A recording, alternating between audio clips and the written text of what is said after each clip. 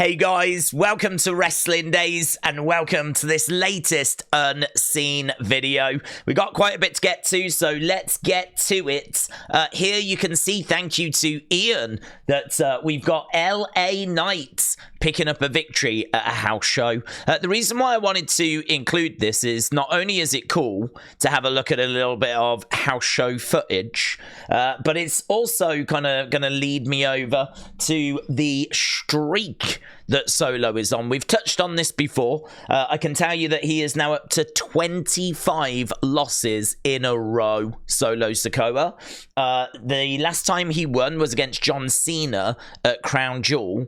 Obviously, a lot of house shows included in that, but he's still lost his last 6 TV matches as well. So it's one of those facts which I think is out there. You do see it kind of doing the rounds, but the longer this is going on, the more I'm starting to wonder if it's actually going to be part of a story. Like, you know, is Roman going to start getting fed up with him? Is The Rock going to say something? Like, is it actually going to become an issue on the TV show?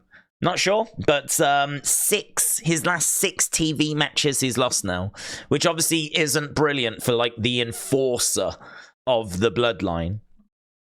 Then we got this as well. Triple H said one superstar whose path to WrestleMania is clear and another that will do anything to clear one of his own. The American Nightmare Cody Rhodes takes on Drew McIntyre tomorrow live on Raw. And Cody Rhodes says tomorrow in Anaheim. Obviously, we're doing that thing at the moment where UFC 298 that we did the live stream for, that took place in Anaheim on Saturday.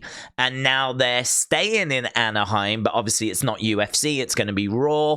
And we are seeing this. We are seeing them now starting to book venues where they run UFC and WWE like in the same weekend. So we're still in Anaheim for those that watched UFC on Saturday.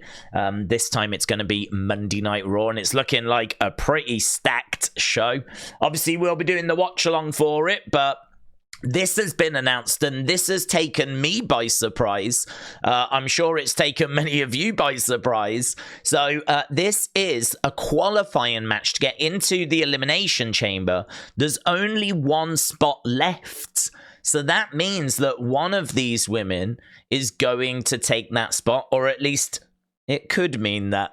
Obviously, there is every chance that someone else is added to this qualifying match. We can't rule that out. I did my elimination predictions video earlier, and I said I thought Jade Cargill would be the person that would be added. Now she's not in this match, which has caught me by surprise. So she could be added. There could be a last-minute addition, right, to this where she wins it, goes on and qualifies. That could absolutely happen. But let's say it doesn't, and let's say it is just these 5 women. Who is going through? Like, who is going through? I really don't know. You can kind of make a case for all of them. I feel like Michin is in the process of, like, changing, evolving. She kind of tweeted out that taking off of her mask, like, revealing her true self. We know that the OC is splitting up as well. We know that AJ Styles had that big falling out with Carl Anderson. We've also seen Michin saying that she feels alone. So this would be an opportunity to invest in the new direction that she's heading. Alba Fyre has been getting used quite a bit. I don't think she will be used here, though, because she's in a tag team with Isla Dawn, so I don't think they would go with her. Zelina Vega has definitely been getting some opportunity recently. Zoey Stark is definitely the one that would stand out to me. Like, she's still relatively new. She's been given some big opportunity. I think they really like her. So she's the one I might be leaning to, but I am looking at Zelina. I am looking at Michin, and can you ever rule out Shayna Baszler? It's really tricky. Shayna Baszler said, no one has ever done it like me. From this group, well, if it isn't me, no one ever will. So Shayna Baszler is going to be going into this match very confident. Michin said it's time to show out. That spot belongs to the Equalizer. And I love this. She's got a picture of the graphic and then a meme of someone pushing a button that says more violence. So I kind of like that. I like that. I'm here for this evolving Michin. Indie Wrestling said it's crazy how Scrap Daddy didn't give the Aussie a qualifying match. It is crazy. It is crazy. How is Indi Hartwell not on this card? Like, she must be pulling her hair out here. They're going to Australia, right? Which we don't do that often. We're going to Australia. She's on the roster. I mean, it would seem to just be a no-brainer. I'm sure they'll take her, right? I've got to think she'll be there, but I don't know. At the moment, she doesn't have a match. And we haven't been doing, like, kickoff show matches. So, yeah, crazy. It's one of those that I didn't even think about, but I agree. It is crazy how she has not been put in a qualifying match. Right, a quote here from Damian Priest. He said, "You look at his face and in his delivery, it is impossible to stay serious. Maybe some can, but I'm not one. And I'm usually pretty good at not laughing." So he's talking about how R-Truth is just so good with what he does. He just can't help but crack up. He just can't help but break character. So I thought that was a fun little quote. Johnny Gargano here says, "Are you ready for Monday, R-Truth?" So there's a graphic of DIX.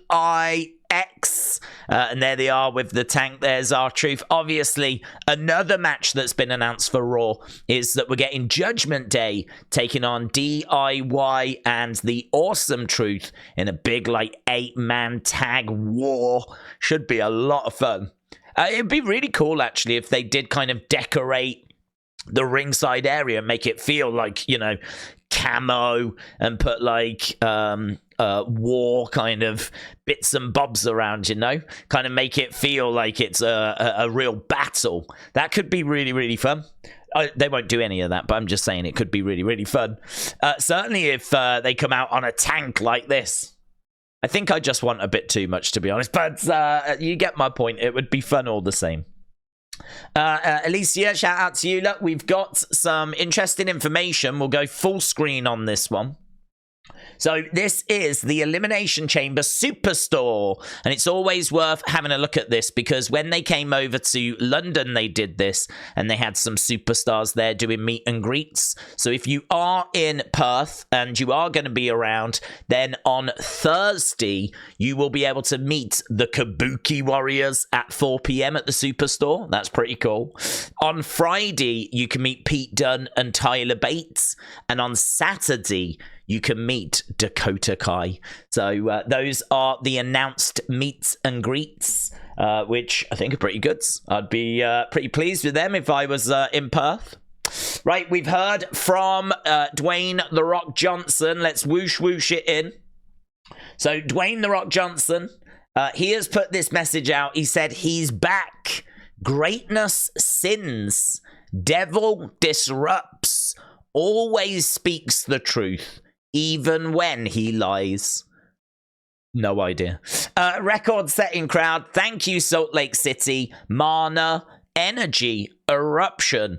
Chills. People's Champ. SmackDown. WWE TKO group. So there we go. He's obviously just talking about what happened on SmackDown. But I don't get the top bit. He's back. Greatness sins. Devil disrupts. Always speaks the truth, even when he lies. I know a lot of people are going to read into this, and rightfully so. Like, you know, he always speaks the truth, even when he lies. What does that mean? Is that related to the promo? Very interesting. Very interesting. It's already making my brain hurt. Right, oh yeah, look at this new emoji. So when you do hashtag WWE Chamber, you actually get this little emoji of Rhea Ripley appear at the end. So that's pretty cool, isn't it? Rhea Ripley tweeting that out herself earlier today. Damian Priest doing the same as well, and I saw that this started trending. I must admit, when I first saw it, I was like, what is that? And then it just dawned on me, of course, it's Rhea Ripley. So, Rhea Ripley. An emoji. Look at this. Paul, shout out to you. Drew has tweeted this out. So Drew has put out this graphic. Of course, we're also on Raw getting Cody against Drew McIntyre. And we have got a very sad looking Cody Rhodes there. Cody Crybaby. Drew once again stepping up that social media game. So, absolutely love that. Cody Crybaby right there. Right, we heard from Zoey Stark as well about this women's match. She said, Shayna, let's call a spade a spade. I'm stronger, faster, and better. See you tomorrow, partner. That's kind of cheeky. These two have been working as a team for a little while, so a little bit cheeky, but love it. Should be a fun match. This was good. This was really good. So it's only 30 seconds long, but I really like it because we get a lot of these kind of backstage promos and they don't really say anything. But Karrion Kross really says something here. He says, Street Profits, look at Bobby's track records. Did you see what the AOP did the other day? If that happens to you, you're going to have to look to the left. You're going to have to look to the right. You're going to have to remember what Bobby did with the Hurt Business. So he's really planting a seed here that Bobby will drop them if they're going to be failures. And they've got the AOP like as potential challengers in the future. And he's saying it's not us you need to worry about. It's about Bobby abandoning you. Like, look what he did to the Hurt Business. I really like it. It's just planting a little seed in there of dissension, which I really like. So many times these backstage promos, they don't really say anything. It's like, how'd you feel after your loss? Yeah, I'm disappointed, but I'm going to try and bounce back, right? It's that kind of a thing. I actually felt like he really took his time to say something here, and I really appreciated it. So, Karrion Kross with a fire promo. And Angie sending this out from WWE Fresno. I'm a proud Cody Crybaby. Finish the story. So, a fan with a sign in the crowds. I'm a proud Cody Crybaby. Very, very cool. And then this actually got Carmella trending. So on my side thing, it said she was trending in the sports section. And it's all because she said that she misses this era, this 2016 era, SmackDown Live era. And she's attached a little clip here as well, just give a glimpse of it. I mean, I don't, to be honest. I think we're in a better place now, personally. But Carmella says that she misses this era. And obviously it sparked a bit of conversation. This tweet being viewed 187,000 times. And as we said, people, I think, were quote tweeting it and like sharing their thoughts. And I saw that this got a trending, so I thought I best include it. 2016 was all right, in all fairness. It was all right. There were some good moments. I think we do get like a decline as we head towards the pandemic. And then I think pandemic's not brilliant. And then, of course, after the pandemic, that's when Vince goes. Triple H comes in, and now we're eating good. Now we're doing a lot of fresh things, doing a lot of exciting things. We've had CM Punk come back. We've got this whole Rock thing that's going on. It's crazy in wrestling at the moment because there's some of the most horrific things going on that I've ever seen and heard in wrestling. And then there's just some of the best things that we've seen or heard, like in years and years and years, like with The Rock and with CM Punk and WrestleMania 40 coming up. So it's a really polarizing time at the moment. There's real extremes going on. But looks like Carmella misses 2016. So that was the WWE folder. Let's have a look at NXT, because I don't think there's loads in here. Here we've got Shaquem, thank you, tagging me in this Fallon Henley tweet. And again, if we whoosh it in, she's just referring to this. So guys, stop this nonsense. Brooks Jensen is going to be taking on Josh Briggs. No, don't stop this nonsense. I'm here for this. I really do like what Brooks Jensen is doing at the moment. I love his old school throwback gimmick, which has yet to be shown on NXT, but has been shown a few times on NXT Level Up. So I'm really, really looking forward to this match. So NXT on Tuesday should be a lot of fun. As well as that, we have got, let's unwhoosh. As well as that, we have got this. So Alex, shout out to you, tagging me in this from Wrestling Goddesses. This is all the women from NXT that have appeared in AEW. There's Priscilla Kelly, obviously now Gigi Dolan. We also have got Kiana James as Xtina K. So there's Xtina K. I'm guessing a lot of these, there's Thea Hale as Nikita Knight. I think a lot of these were probably dark and, well, not this one, this, of course, B. Priestley. She is now Blair Davenport. We saw her a few times on Dynamite. Here is Ren Sinclair, obviously going by her the name of Maddie Renkowski. And Cora Jades, who came down with like a coffin box. I don't know what was quite in it. Eleanor Black. That's kind of a fun name. Eleanor Black. She would have been perfect for the House of Black, wouldn't she, if she had have stuck around. There's Fallon Henley as well. T-shirt Price. And we're back round to Priscilla Kelly. So I thought it was really interesting. As someone that never watched Dark or Elevation, I actually didn't see a lot of those women in AEW, but it is quite a surprise to see how many of them have been in AEW and are now in NXT. Jaden, shout out to you. Dijak saying, I'm just going to throw this out there because it's been on my mind lately for whatever reason. In my opinion, Ricochet is literally the best high flyer in history. He's one of the greatest in-ring talents I've ever seen or wrestled. And you know, it is true in the sense of, do you remember that match that he had with Ospreay? And like everyone was raving about it. And it's just like Ospreay's just continued to kind of be given world titles and, you know, be this massive star. And Ricochet just cannot get out of the mid-card. I mean, to be honest, he's struggling to even make a foothold in the mid-card. Like, it's not that he's constantly winning the Intercontinental or the United States or being involved in, like, red-hot feuds. He's not in the Elimination Chamber, for example. We haven't seen him in a while. I don't know if he's injured. Is he injured? I don't even know.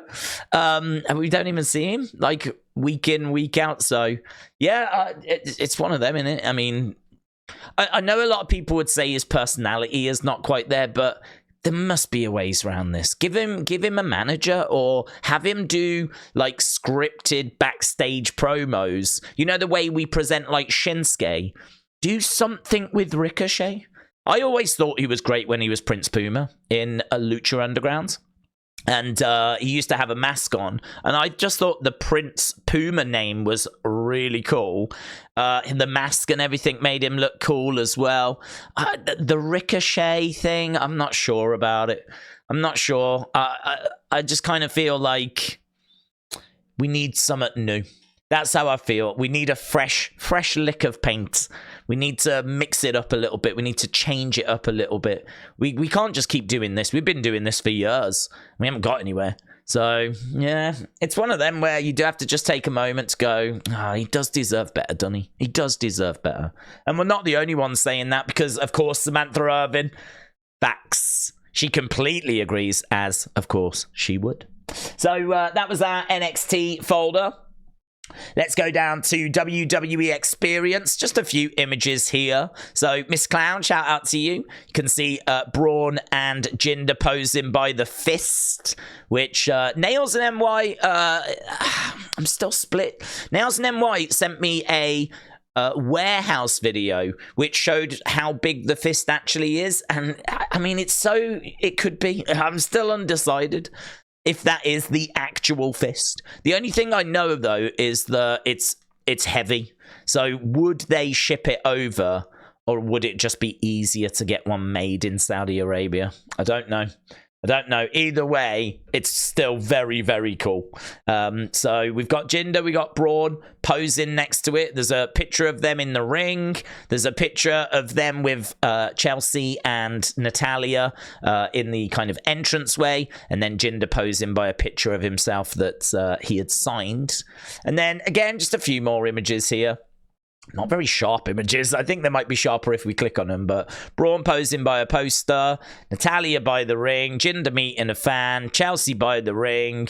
Yeah, still nothing really more than this. I feel like that 40 years of WrestleMania exhibition looked amazing. Obviously, the Undertaker escape room probably be fun whilst you're there. But yeah, I was definitely hoping for that little bit more. But it feels like it's pretty much done now. So if anyone goes, they better send me pictures, right? This thing is open now. And I've got a feeling there's more. I've got a feeling there's more that we just haven't seen yet. There must be. It's a massive building. There must be more. There must be. So, right, we've done that. Let's go to the fun folder, shall we? We've got a few bits in it. Look at this.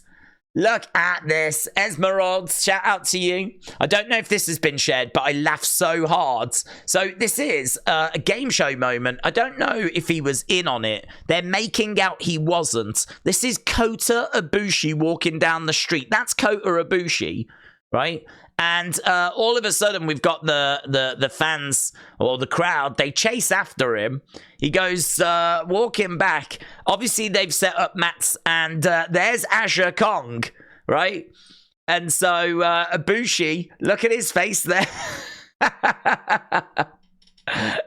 And then he gets pushed into the ring, and then all of a sudden, they start having this impromptu wrestling match. Which I honestly don't know if he knew was going to happen or not. Forever our favorite game show moment, a Japanese game show catching Kota Ibushi off guard with a surprise match against Aja Kong. And if he's not in on it, fair play. He does start playing along, look. But they put these mats down. I love the ropes. They've got all the fans, the crowd, whatever. Yeah, wild, isn't it? Brilliant, brilliant clip. Brilliant clip. And they're just battling away in like an alley. It's just mental, isn't it? Absolutely mental. She bops him on the head and then gets him into a abdominal stretch. And he quits. He gives up. That's it. He submits. And this is going to properly count in my mind. So Aja Kong beating Kota Ibushi. Look at that. Wild, man. Wild. Right, Alan, shout out to you. Me creating new email accounts so that I can get free trials. Yes. Look at that. Very good. Very, very good. God, it's wild. It's wild when you look back at what he's been through, you know? When you look back at what he's been through. People saying like, oh, we need to put more obstacles in Cody's way. He's got it too easy.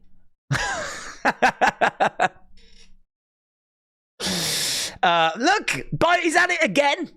Some Mother Nature endorsed R&R before WWE Fresno at the Clovis Botanical Gardens. Let's go. Let's go. We're going full screen. Oh my God, we don't need to go full screen. That's just... This might be the peak of my streaming. Every second that I have streamed, I don't know that any of those seconds are as great as what we're experiencing right now. Look at this image. Look at this image. I don't want to go full screen, to be honest, but let's do it. Let's go full screen. There he is, look. Lovely little blurry background at the Botanical Gardens. And there we go. That's the entranceway, right? That's some of the plants, right? Very cool. And a sensory garden as well. Very, very nice. So Byron Saxton, of course, fresh off his trip to the Lace and Textiles Museum, just spending a few moments in the local botanical garden. So loving the content he's putting out. This was great from Boy. So when you ask for ice cream at McDonald's and their machine is working... Oh yeah. The boy man absolutely killing it on social media. Doing a great job.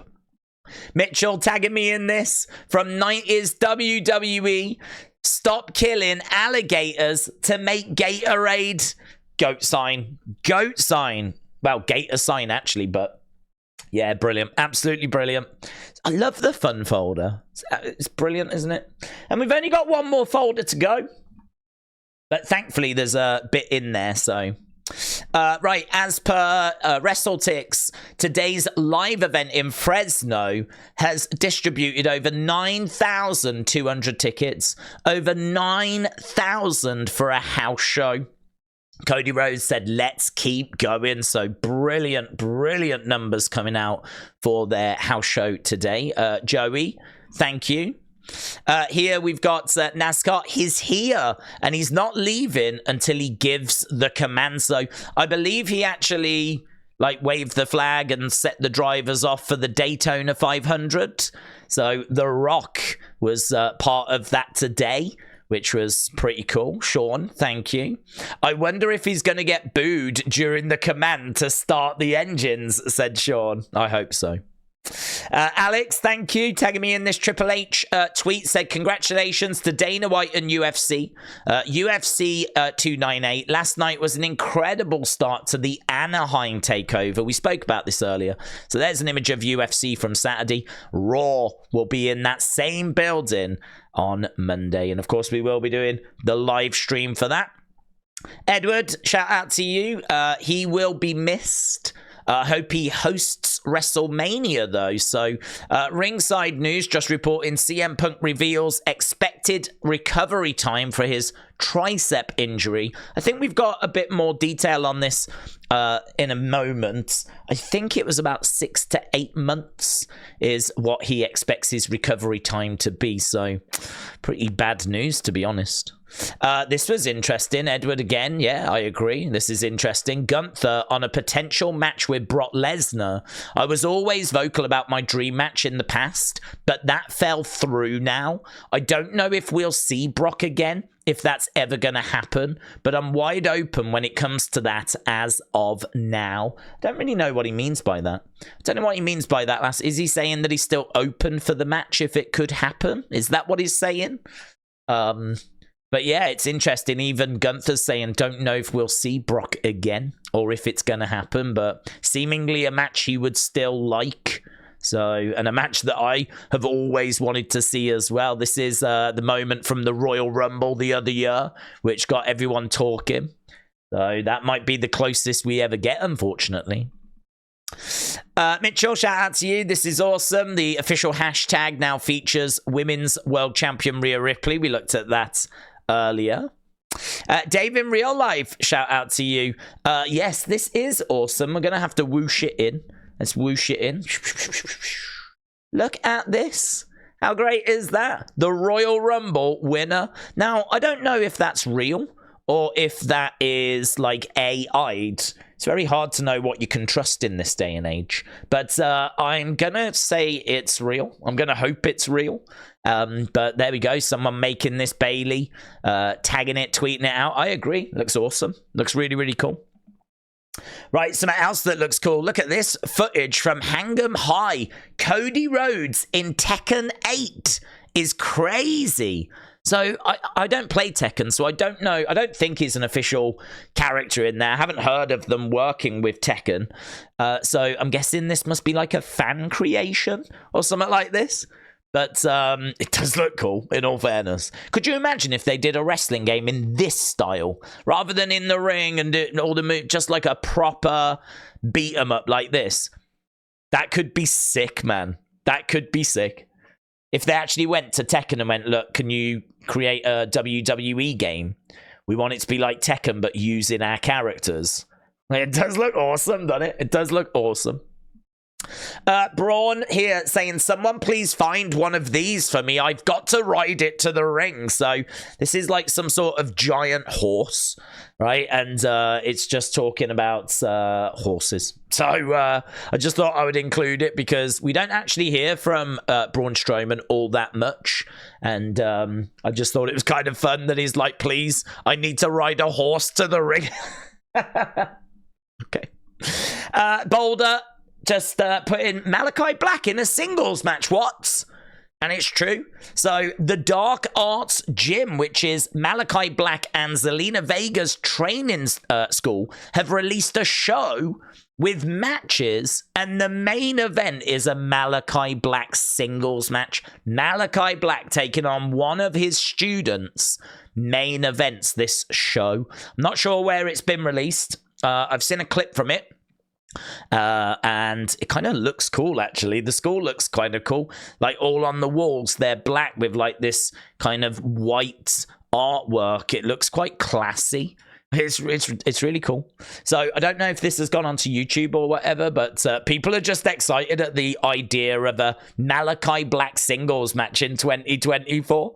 So there's Boulder running off to go and see if he can find it. King Tez said, "You miss every shot you don't take, so I'll go on record to say I'm open to stepping into the octagon." This got some traction today. People were talking about this, right? Bianca has already shot it down. Bianca has said, no, you're not doing that. I don't know if this has come out of Love and WWE, you know, their show. I don't know if he made these comments on there, but Bianca's already gone, it's not happening, right? But Montez is open to the idea, right?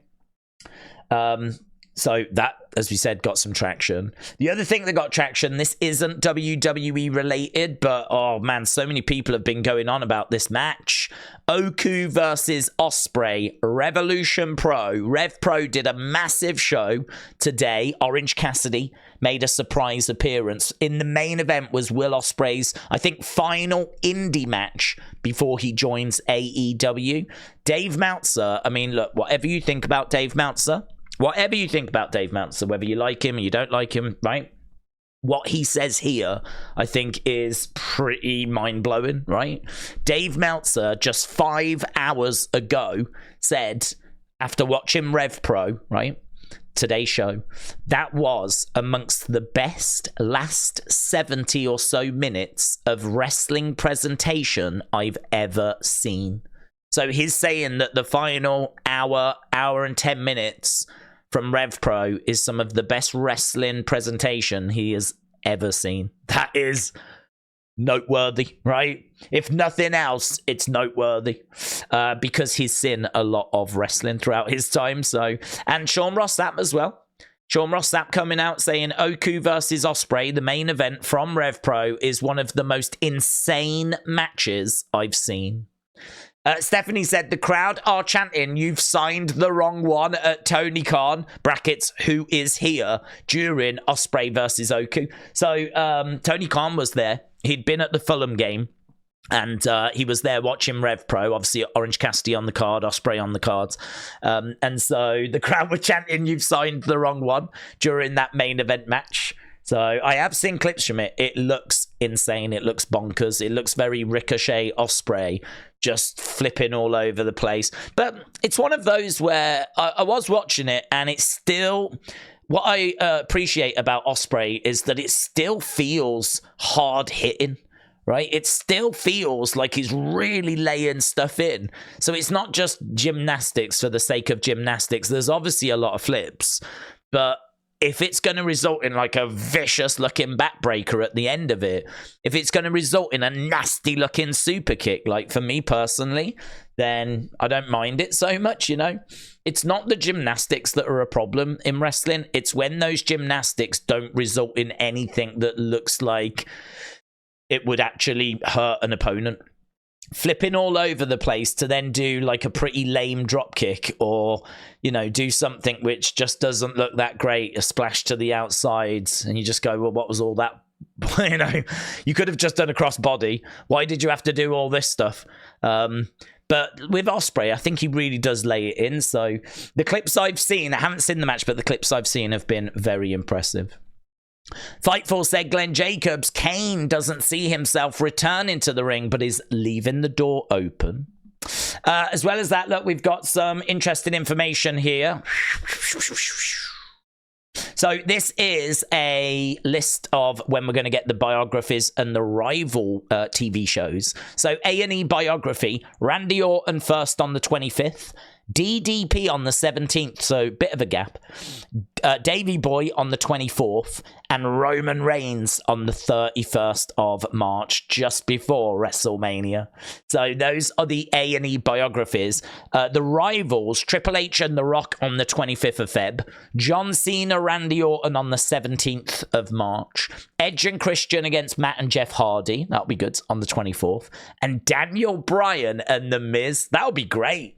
Daniel Bryan, it's a weird one though, because Miz, I don't know if he's going to have a big spot at WrestleMania. Daniel Bryan certainly won't be there. He's in AEW. So on the week before WrestleMania 40, I understand them doing Roman Reigns for the biography, but bit weird to do Daniel Bryan versus The Miz. You would think they would do Triple H and Rock, would you not? I would have had that one there, like the week before WrestleMania. But seemingly this is the lineup, so I'm sure they know best. Right, here's some more from CM Punk. We're thinking maybe 6 to 8 months, but I'm not really in a rush to get back to compete. I'm in a rush to get healthy. I'm in a rush to get better. The sooner I do that, the better I'll be when I come back. Oh man, I really want to play this. Let's see if we can get some sound, right? Right, so there she is playing the oboe. She can't sing. She can't sing. If he don't love you She can anymore, sing. It's Samantha Irvin, by the way. Let's go. Oh man, I'm probably going to be getting hit with like strikes and everything, but it's so worth it. Let's go. Let's get to the chorus, man. Real name Samantha Johnson. Yeah, man. Oh, she should sing everyone down to the ring, shouldn't she? Man, we just love it when she does the Chelsea Green. She is capable of so much more. She is capable of so much more. So, yeah, absolutely amazing. I don't know what show this was from. I've never seen this. It says amazing. It's from Amazing Vid Clips. So she was clearly on some sort of talent show. I'm sure many of you already knew this. I feel like I might have heard that she was on a talent show, but I've never seen a clip from it. But yeah, man, there you go. Samantha Irvin killing it. Doing absolutely fantastic. And obviously now she has found her place in the world, being the killer ring announcer that she is. So that's it for today, my friends. Actually, this video going way longer than I expected. I knew that we had some interesting bits, but I didn't think we had like nearly 40 minutes worth of stuff. But I'm pleased that we've managed to get another full episode of Unseen out there for you. Don't forget, we are going to be back tomorrow for Raw and the watch along. We will have a juicy Unseen after that, as I'm sure there's going to be plenty to talk about following Raw. And obviously the Elimination Chamber predictions, which I think are quite spicy, went up earlier today, so check those out as well if you haven't seen those. Appreciate the support as always, my friends. I hope you had a fantastic weekend, and obviously the road to Elimination Chamber is well underway. We will be live with our watch along for that this coming weekend. Thanks for watching. Bye for now.